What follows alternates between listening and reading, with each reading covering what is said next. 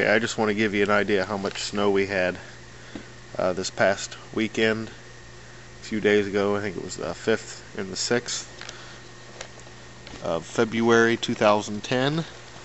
This is the dog kennel. And as you can see, obviously, it's kind of full of snow, so we haven't been able to use it. We've been having to take them out front. And I decided to try and dig this out because we have another storm coming that's supposed to give us even more. So next I'll take you out front and show you the driveway. Long ago.